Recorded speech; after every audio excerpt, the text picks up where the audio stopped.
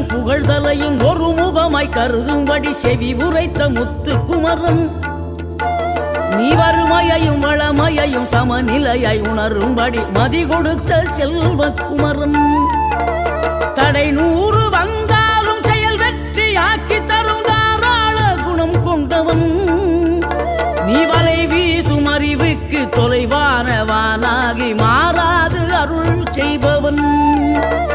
தீராத காதலோடு திருவடியை தொழுபவர்க்கு திரவியமே தருகின்றவன் நீ தாராள உள்ளமோடு தவக்கோலம் கொண்டு பெறும் தார்மீக பொருள் தந்தவன் தார்மீக பொருள் தந்தவன்